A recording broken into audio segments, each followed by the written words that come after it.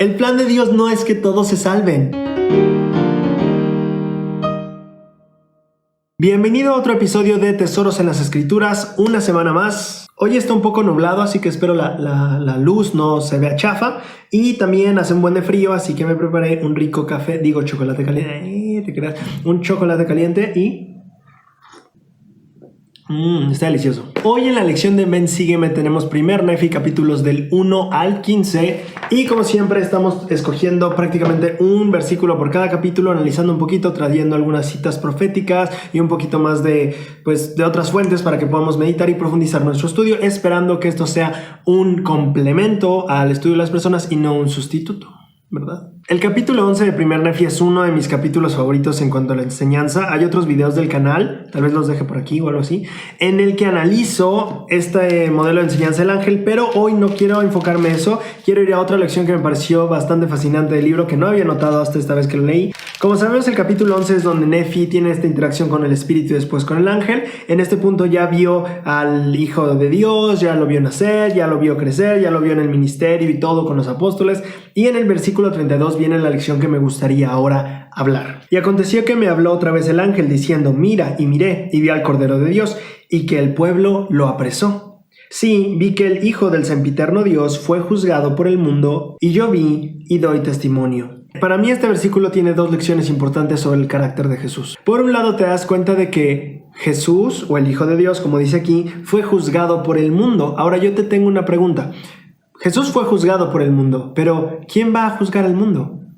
Exacto, Jesús. Entonces quiero que notes esta lección increíble del carácter de Jesús. Por más que él sabía que él era el juez de esas personas, dejó que esas personas lo juzgaran. Él tenía claro cuál era su misión y sabía que para cumplir esa misión tenía que entender que aunque iba a ser el juez de todos y lo era, tenía que ir por debajo de todo esto. Como dice Doctrina y Convenios, el Hijo del Hombre ha ido por debajo de todas estas cosas. Entonces, a mí lo que me impresiona es la humildad con la que Jesús, sabiendo que él era el juez, permitió que esto pasara, que el mundo, el cual él iba a juzgar, le juzgara a él. Y eso es increíble, porque fue un juicio injusto. No solo no eran quienes para juzgarlo, también el juicio fue injusto. Y él lo permitió, porque conocía su misión. Y eso para mí me enseña de toda la humildad y el carácter y la firmeza que tenía Jesús para cumplir la voluntad de su Padre. La lección número 2 que me fascina es esta. Esta escritura me hace pensar en el momento en el que Jesús está frente a Pilato y le pregunta: ¿eres tú el Dios de los judíos o el rey de los judíos? Y Jesucristo le responde: para esto he nacido, para esto he venido al mundo. Me gusta mucho que aunque Nefi nos explica que Jesucristo, el Hijo de Dios, del Dios sempiterno, fue juzgado por el mundo, Jesús sabía quién era. Y quiero que pienses en esta lección. Jesús dijo con claridad: yo soy, o para esto he nacido. Él seguía confiando en su identidad, él seguía confiando en quién era él, sin importar lo que las personas dijeran, o aunque el mundo entero lo juzgara. Eso es lo que me encanta. Esta es la segunda lección que me encanta de este pasaje. No importa cuánto digan las personas, no importa cuánto diga el mundo entero, ¿sabes quién eres? ¿Confías en tu identidad? Y esa es una lección que a mí me gusta mucho. Tienes que conocerte a ti mismo y después aferrarte a eso que sabes de ti mismo. ¿Quién eres? Y no dejar que ninguna otra voz cambie esa perspectiva sobre ti mismo. No debe de importarte tanto lo que piensan los demás de ti, sino lo que tú piensas sobre ti mismo. Aquí Jesús, el mundo lo juzgó, pero él sabía cosas de sí mismo. Él sabía quién era. Y para Jesús era más importante lo que él mismo pensara de sí que lo que las demás personas pensaran sobre él. Tienes que tener eso claro. ¿Qué piensas tú de ti mismo? ¿Qué piensas? ¿Qué crees de ti? ¿Quién eres? ¿Te sientes capaz, fuerte, valiente? ¿Qué piensas de ti? Eso es lo más importante. Muchas personas tienen conflicto porque ¿qué va a decir la gente? Que no me importa lo que diga la gente. Jesús no le importaba que el mundo entero lo juzgara. A él le importaba lo que él pensaba de sí mismo, no lo que las demás personas pensaban de sí. Así que esta es la lección de Jesús. Por un lado, fue humilde y por el otro lado, era firme. Y esto es fascinante porque puedes ver un hombre fuerte y no orgulloso. Muchas veces cuando tenemos mucha fuerza o habilidad en algo nos volvemos orgullosos. Jesús tenía un buen de fortaleza interna, pero al mismo tiempo estaba lleno de humildad. Y esa es una lección que me encanta del carácter de Jesús. Sabía quién era, se aferraba a ello, no le importaba lo que las demás personas pensaran de él, pero tampoco era arrogante y orgulloso, era humilde. Y si tenía que comer polvo para cumplir con la tarea que necesitaba hacer, iba a comer ese polvo. Jesús tenía mucha humildad y tenía muchísima fuerza interna. En el capítulo 12, el ángel explica a Nefi un poco de los simbolismos de la visión que había visto del árbol de la vida y todo esto, y hay un simbolismo que me llama bastante la atención. En el versículo 17 dice: y los vapores de tinieblas son las tentaciones del diablo, que ciegan los ojos y endurecen el corazón de los hijos de los hombres, y los conducen hacia caminos anchos, de modo que perecen y se pierden. Para mí lo interesante es la primera parte. El vapor de tinieblas, dice el ángel, que representaba las tentaciones del mundo. El ángel le enseña a Nefi no solo lo que significa, sino también el efecto que eso tiene en la vida de una persona. Aquí dice: las tentaciones del diablo que ciegan los ojos y endurecen el corazón de los hijos de los hombres. Ahora la pregunta de análisis: ¿en qué sentido las tentaciones pueden cegar los ojos y endurecer los corazones?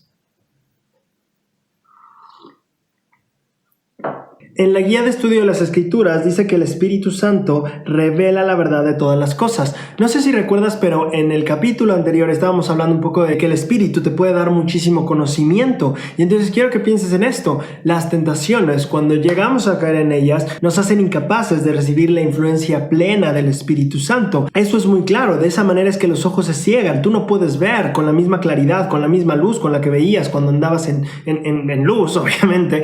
Y entras a este vapor de tinieblas o estas tentaciones que hacen que el flujo de influencia espiritual disminuya. Por lo tanto, toda la luz que abunda y que da el Espíritu a tu vida empieza a menguar y a disminuir. De esa manera las tentaciones cegan a los hijos de los hombres. Ahora, en cuanto a los corazones endurecidos, me gustaría citar al Elder Ballard en Predicad mi Evangelio, pero tengo que ir por ese libro a mi cuarto justo ahora.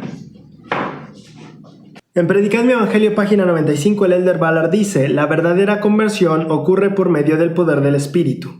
Cuando el Espíritu llega al corazón, el corazón cambia. La pregunta para escudriñar sería: ¿qué dice el Elder Ballard que cambia el corazón? El Espíritu. Por otro lado, ¿qué dice Nefi que se endurece cuando caemos en las tentaciones? El corazón. ¿Por qué? Porque el Espíritu se aleja. El Espíritu no está tan abundantemente cuando entras en esas tentaciones. Y el Espíritu es lo que cambia el corazón. Sin esa abundancia del Espíritu en tu vida, el corazón naturalmente se endurece.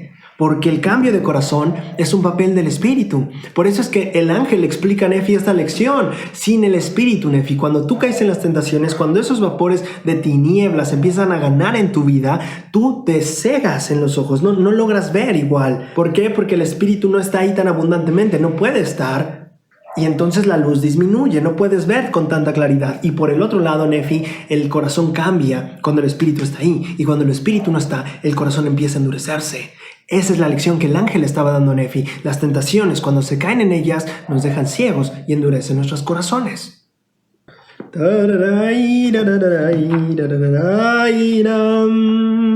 Otra cosa que me gustó, pero no voy a entrar tanto en profundidad en este capítulo, es el versículo 11 de 1 Nefi 12. Entonces, aquí hay una aclaración en el manual del Libro de Mormón, de Instituto, que me gusta mucho, en la página 26. Dice, bueno, primeramente en el versículo dice algo parecido a que los de las 4 generaciones después de la venida de Cristo a las Américas murieron y tenían los vestidos blancos debido a la sangre del Cordero. Aquí solo quiero aclarar algo que me parece interesante. Dice el manual: el blanco es un símbolo de la pureza, de la rectitud y de la santidad. Eso llama mucho mi atención porque cuando el ángel le informa a Nefi, o cuando Nefi ve que estas generaciones murieron con los vestidos blancos, significa que esto no solo era que pues estaban limpios del pecado, significa pureza, significa también rectitud y significa también santidad. Y Nefi dice que eso lo lograron a través de la sangre del Cordero. Entonces, algo interesante de meditar, como decía el Elder Bednar, la expiación no solo es para limpiar pecados y para los que estamos en muchos pecados. También las personas que quieren alcanzar la rectitud y la santidad necesitan de la expiación. Entonces, que nos hace dar cuenta que Nefi también estaba notando eso, que las personas que murieron gracias a la expiación de Cristo no solo estaban siendo limpias, sino que también murieron rectas y santificadas. Una pregunta de análisis que puede traer una excelente conversación del Evangelio en tu familia sería: ¿de qué manera la expiación no solo nos limpia, sino también nos hace más rectos y santos? ¿Alguno de ustedes tendría una experiencia en la que la expiación no solo lo limpió, sino que también le ayudó a ser más recto y más santo? Pero bueno, eso ya puedes escudriñarlo un poco más con tu familia y hablar de en qué manera la expiación de Jesucristo no solo nos limpia, sino también nos vuelve rectos y santos. En el capítulo 13 de primer Nefi, el versículo que llamó mi atención fue el 15. En este capítulo, para dar contexto, es en el que Nefi ya ve en la visión que la descendencia de sus hermanos acabó con la descendencia de él, y entonces ve a los gentiles al otro lado de las muchas aguas, y en este momento ya cruzaron las muchas aguas, y ahora pues viene todas estas maldades sobre los descendientes de Lamán y Lemuel. Y en el versículo 15 dice algo que llama mi atención: y vi que el Espíritu del Señor estaba sobre los gentiles, y prosperaron y obtuvieron la tierra por herencia. Ahora, quiero preguntarte algo. Quiero que pienses un poco en la época de la conquista y si tú usarías esta frase para definir la condición en la que las personas colonizaron este continente. ¿Usarías la frase "el Espíritu del Señor estaba sobre ellos"? Aquí está hablando de los conquistadores de América. Personas que a veces podemos llegar a saber que trataron muy mal a los descendientes de Lamán y Lemuel y también otras tribus o pueblos que vivían en este lugar. Entonces quiero que pienses en por qué es que Nefi usa esta frase al decir: vi que el Espíritu del Señor estaba sobre los gentiles. Para esto solo voy a usar una cita y quiero enseñarte cómo el Señor a veces va a inspirar o va a ocupar otras personas que tal vez no están dentro de la iglesia, tal vez incluso no tienen una vida plenamente digna, pero va a utilizarlos también a veces como instrumentos para llevar a cabo sus planes.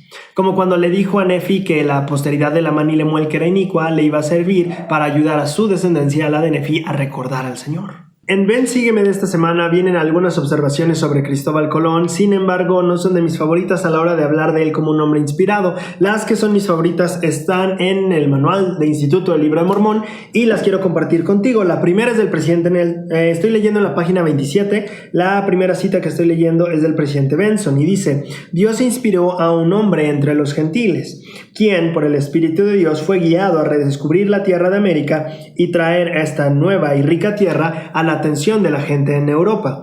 Este hombre, por supuesto, era Cristóbal Colón, quien testificó que había sido inspirado en lo que él hizo. Nuestro Señor, dijo Colón, desató mi mente, me puso sobre los mares y me dio una vela para hacer lo que hice.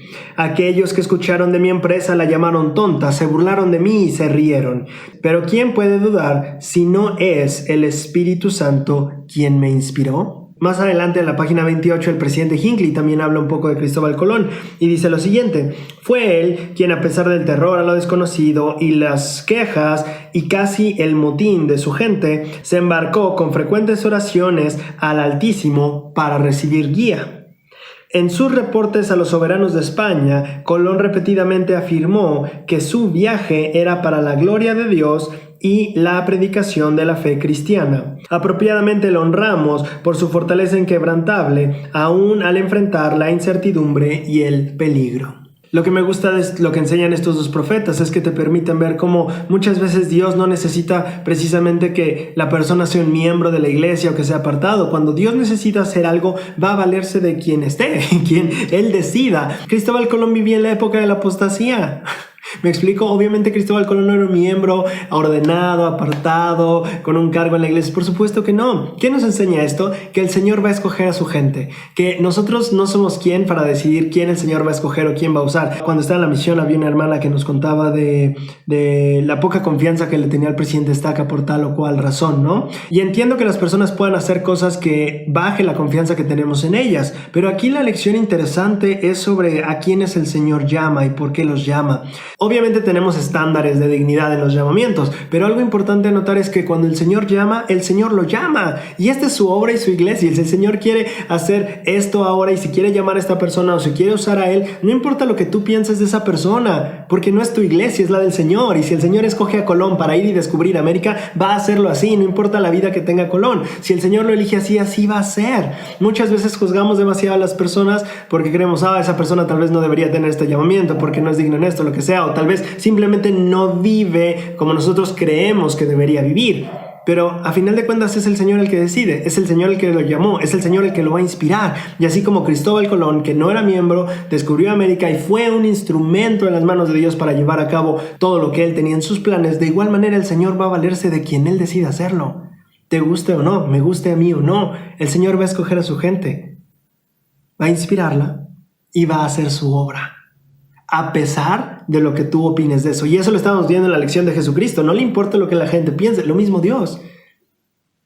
Tal vez escoja un jovencito inexperto y que no sepa hablar con las personas de 18 años para hacer su obra. ¿Y soy yo alguien para decir, oh, él va a ser un pésimo misionero? No, el Señor va a saber dónde ponerlo. El Señor va a saber qué hacer con él. El Señor sabe y conoce a sus hijos y sabe para qué va a ocupar a cada uno de nosotros. Y eso es lo que me fascina de esta lección. Colón no era un miembro de la iglesia. Colón no era un hombre que tal vez leyera todos los días sus escrituras o que guardara el día de reposo. Yo qué sé, ¿me explico? No sabemos, pero lo que sabemos es que si Dios escoge a alguien, Dios sabe lo que hace. Espero estar llegando al punto y a abrir un poco más nuestra mente en cuanto a aceptar los designios de Dios y confiar en Dios. El confiar en Dios ya no solo es algo de, me van a bendecir porque obedezco, sino también confiar en que Él sabe qué está haciendo con su iglesia. Él está al mando y es confiar en el liderazgo del Señor y en la determinación y la sabiduría que Él tenga para escoger a alguien para servir en este lado o en este otro, o para escoger a alguien para no servir en este llamamiento por ahora. Eso es algo que es su sabiduría y debemos confiar en ello. Eso también es confiar en el Señor. Así que, ¿confiamos en el Señor? Ya se está acabando mi chocolate. Capítulo 14 de Primer Nefi. En el versículo 7 dice: porque viene el día, dice el Cordero de Dios, en el que haré una obra grande y maravillosa entre los hijos de los hombres. Una obra que será sempiterna, ya para una cosa u otra. Ya para convencerlos a la paz y vida eterna, o entregarlos a la dureza de sus corazones y ceguedad de sus mentes, hasta ser llevados al cautiverio, y también a la destrucción, tanto temporal como espiritualmente, según la cautividad del diablo, de la cual he hablado. Lo que llama mi atención del versículo es que el Señor se refiere a esta obra de estos últimos días como una oportunidad de dos caminos. Por un lado tenemos la paz y la vida eterna, y por otro lado el entregarnos a la dureza de nuestros corazones y ceguedad de nuestras mentes. Esto es muy interesante, pero no sé si te das cuenta que él está usando las mismas palabras que usó el ángel para hablarle a Nefi de las consecuencias de las tentaciones. Usó el endurecimiento de corazones y la falta de visión o la ceguedad, y son las mismas características que el Señor menciona en este versículo. ¿Qué estamos viendo aquí? Que el Señor está ofreciendo la oportunidad a cada persona de escoger seguir el sendero o de caer en el vapor de tinieblas. Y esta va a ser su decisión. Si decide aferrarse a la barra y caminar este árbol, habrá paz y vida eterna. Si decide soltarse y caminar por los vapores de tinieblas, entonces lo que el ángel y el Señor advirtieron en estos capítulos es lo que va a pasar: dureza de corazón y ceguedad de mente. Algo que me encanta siempre recordar es que la persona que quería que todos fuéramos era el adversario. Jesucristo lo que quería era que nosotros eligiéramos. Él está haciendo esta obra de nuevo. Voy a poner el libro de Mormón en sus manos. Ese es su plan. Voy a ponerlo en sus manos y ellos decidirán si quieren aferrarse a él o si no. Es su decisión. Pero aquí está mi trabajo. Aquí está lo que ellos necesitan. Las herramientas para hacer la obra que ellos necesitan para su salvación. Aquí está. Con todos los convenios. Y él lo está haciendo, lo está entregando. Y las personas pueden decidir si aceptar o no. Esa es la libertad que Dios nos da. Dios no está tratando de, toma mi libro y léelo. No, el Salvador está diciendo, aquí está mi obra, aquí está lo que necesitas, y si quieres puedes tomarlo. Y si no, también será tu decisión. Muchas veces he visto a personas que se frustran por querer convertir a alguien a la iglesia o convencerla de lo que nosotros creemos. Y quiero hacerles notar a todos que esa no es la manera de hacer del Señor. El Señor dice, haré una obra para que ellos escojan si quieren vida eterna o no. Esa es la obra del Señor. Y muchas veces nosotros olvidamos eso y tratamos de, o nos preocupamos o nos estresamos porque las personas no acepten el evangelio. Eso es una decisión. Eso es el plan de Dios. El plan de Dios no es que todos se salven. El plan de Dios es que las personas puedan elegir. Aceptar a Cristo, arrepentirte, es algo que haces por voluntad. Nadie puede obligarte a arrepentirte. Nadie puede obligarte a aceptar la expiación. Eso no se puede hacer. ¿No es la elección suprema de Dios sobre el albedrío lo que pasó en la vida preterrenal? El plan del diablo decía, vamos a traerlos todos de vuelta a la salvación. Ese suena un muy buen plan. Pero Dios no... entiende esto en tu mente. Dios estuvo dispuesto a que no todos regresáramos con tal de darnos libertad. Dios prefirió que no todos sus hijos regresaran con Él con tal de darles libertad para que escogieran lo que quisieran. Ese es el plan de Dios. El plan de Satanás fue salvarlos a todos. Sí es importante y nos gustaría hacerlo, pero nota lo que hizo Dios. Dios dijo, no, prefiero que no se salven todos y ellos elijan a que todos se salven y no elijan. ¿Notas lo valioso que es para Dios el albedrío? Que prefirió no salvarlos a todos para poder tenerlos libres a todos. Eso es lo que a Dios le fascinó, eso es lo que Dios hizo y creo que deberíamos aprender mucho de su ejemplo. Ok, no todos se salvarán, pero estamos dándoles la libertad y amo que sean libres, amo que puedan decidir. Y yo, a partir de esta escritura y otras reflexiones que he tenido al respecto, me he gozado mucho. Es triste cuando las personas no aceptan, sí, pero recuerda que ese es el plan de Dios. El plan del diablo era salvar a todos. El plan de Dios tenía que ver con darles la libertad para elegir. Y eso es lo que hace grande y amoroso a Dios. Dios no es un padre manipulador que solo te está obligando a salvarte, no, sino que te da la oportunidad. Es como un padre que le dice a su hijo, ¿sabes qué? Pues si quieres estudiar la universidad voy a pagártela. Él no está obligando a su hijo a estudiar, él no está forzándolo, no, le está dando un don, un regalo.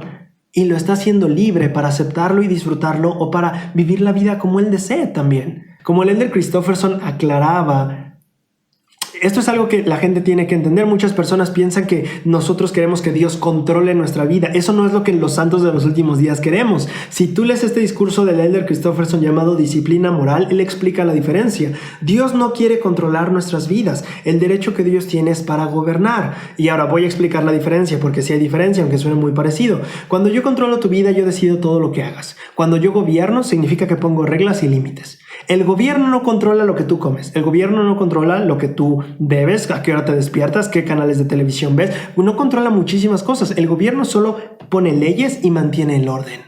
¿Me explico? Esa es la gran diferencia. Dios no está tratando de controlar tu vida. Dios trata de gobernarla de una manera sana. La gobierna de una manera sana y tú decides si aceptar las leyes o no. Igual que aquí en el país, tú puedes decidir si seguir las leyes o no. No significa que tú estás forzado o obligado con pistola en mano a obedecer las leyes del país. Significa que hay leyes y que hay consecuencias si transgredes esas leyes.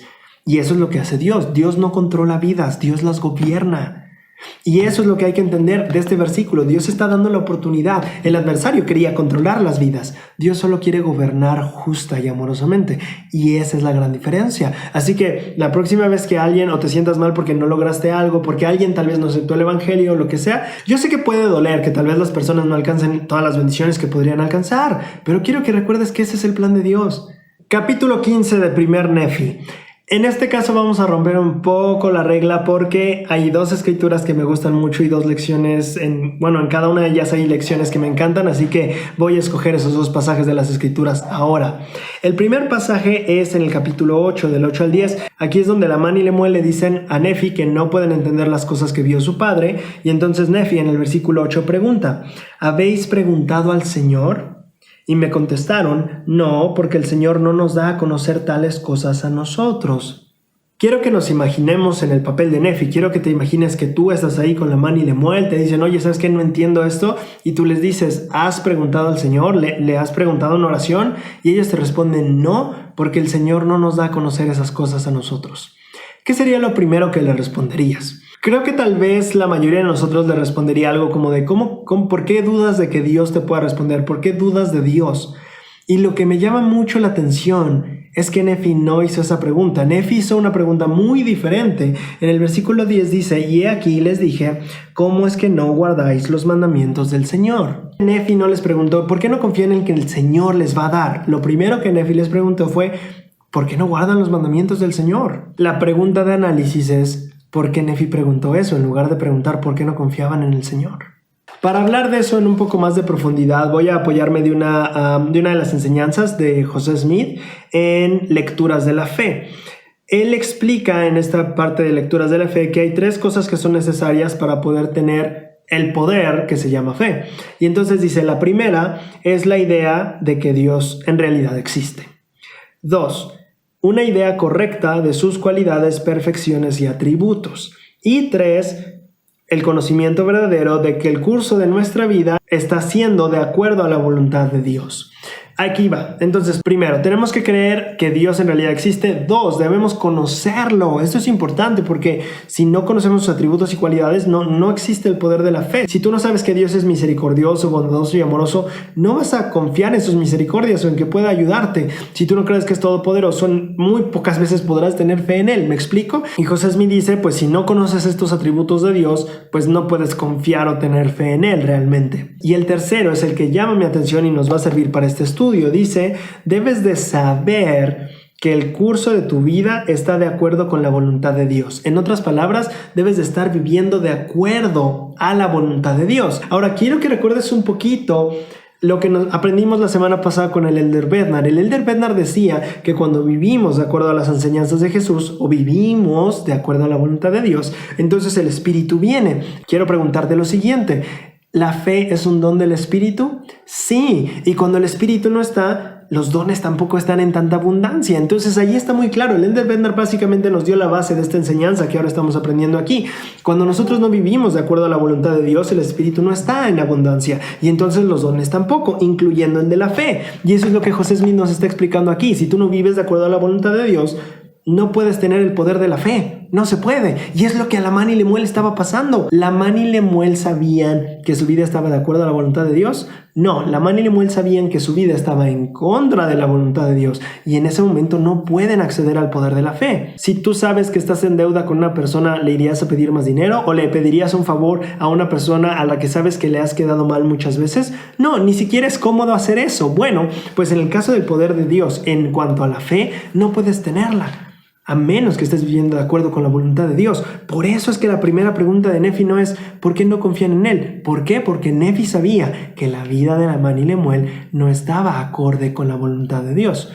Ahora, no quiero decir, y esto quiero que quede muy claro, no estoy diciendo que las personas que les cueste trabajo confiar en Dios sea solo porque no están viviendo de acuerdo a la voluntad de Dios. Hay otras razones por las que tal vez a veces no confiamos tanto en Dios. A veces la vida no ha sido tan buena, a veces tal vez no han llegado las bendiciones, son otros temas. Entonces, solo como un paréntesis, nunca creas que solo porque las personas no tienen fe significa que son desobedientes. Eso implica otras cosas también. Pero en el caso de Lamán y Lemuel era muy obvio, porque Nefi ya sabía que ellos no estaban viviendo de acuerdo a los mandamientos de Dios.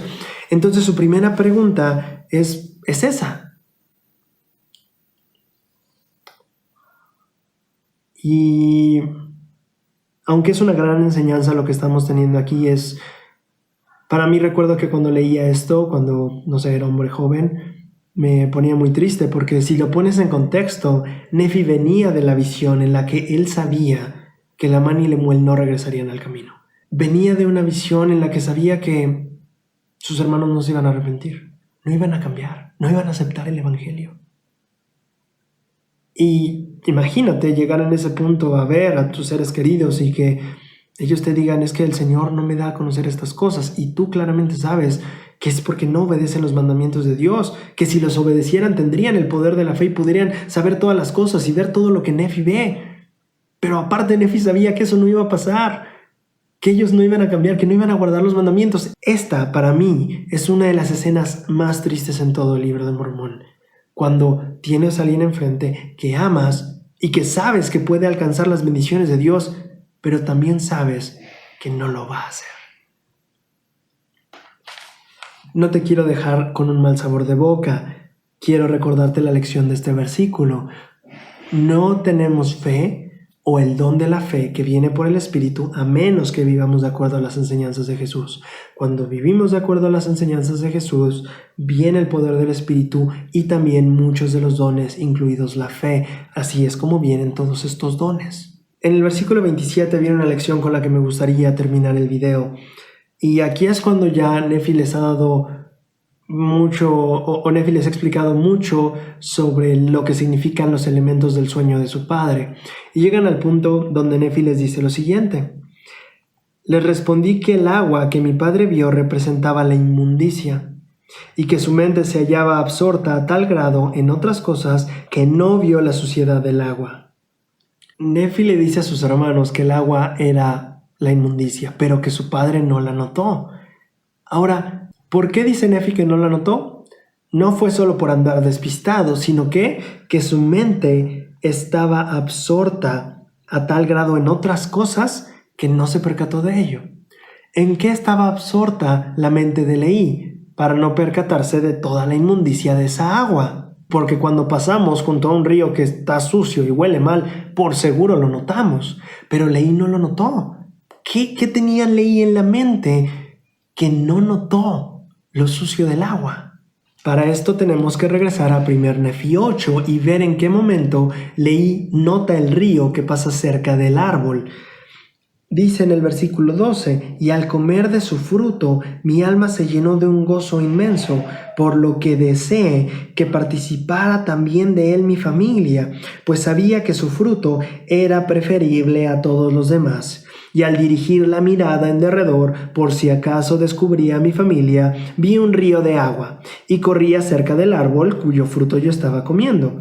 Y miré para ver de dónde procedía, y vi su fuente no muy lejos de mí, y en su manantial vi a vuestra madre Saría, y a Sam y a Nefi, y estaban ahí como si no supieran a dónde ir. ¿Te diste cuenta en qué momento Leí vio el río? ¿Qué estaba pasando por la mente de Leí cuando él estaba viendo el río? Había dos cosas, un evento antes que acababa de experimentar y otra cosa que estaba buscando. ¿Qué acababa de experimentar? Probar el fruto, que era delicioso. ¿Y qué estaba buscando? A su familia. Leí no notó lo terrible y asqueroso que estaba el río por disfrutar del fruto y por estar buscando y concentrándose en su familia. La reflexión con la que yo quiero dejarte en este día es que cuando tú estés tan plenamente disfrutando del árbol o del fruto del árbol y tan concentrado en las personas que amas, no importa qué tan sucio esté alrededor, no importa qué tan apestoso pueda estar el río que está ahí al ladito, tú vas a disfrutar el fruto, tú vas a buscar a tu familia, vas a disfrutar con ellos. Sí, va a haber momentos tristes como los que Nefi estaba experimentando aquí, pero la lección con la que yo quiero dejarte es esta: disfruta del árbol. Disfruta de lo que Dios tiene. Como el presidente Nelson nos enseñó, céntrate en el gozo. Y no habrá río tan sucio que pueda apartarte de ese gozo. No lo habrá. No importa qué tan mal esté, no importa qué tan mal huela, no importa qué tan sucio y feo sea, no podrá apartarte del gozo del árbol si tú estás concentrado en el fruto y en las personas que amas. Sé que estas lecciones del libro de Mormón son reales, sé que nos ayudan plenamente a nuestra vida, me han ayudado a la mía y espero que también estén ayudando a la tuya. Y después de orar, la tormenta ya cesó, solo por orarle a Bien, este fue un episodio más de Tesoros en las Escrituras. Me divertí mucho, aprendí bastante y espero que les haya servido a ustedes. Pueden dejarme en sus comentarios lo que han aprendido del video. Me anima mucho. Me agradezco mucho a las personas que han comentado y que me dan de sus opiniones y cómo les ha ayudado. Me gusta mucho escuchar de eso. Me gusta saber que está ayudando a otras personas. Me gusta saber que están aprendiendo, que el Espíritu les está permitiendo sentir algo y les está dando también impresiones. La idea de este programa no es sustituir el estudio personal. La idea de este programa es como complementar lo que ustedes estén estudiando, complementar su estudio familiar o personal y que les sirva para tener más conversaciones sobre el Evangelio. La siguiente lección de Ven, Sígueme viene del capítulo 16 al 22. Son lecciones increíbles, la familia Nefi en el desierto, la construcción del barco, las grandes aguas. Para mí son capítulos muy padres y también tengo muy buenas lecciones que quiero compartir contigo. Estoy emocionado y espero que nos podamos ver la siguiente semana. Gracias por acompañarnos en este programa. Yo soy Braulio Sánchez y nos vemos la siguiente semana.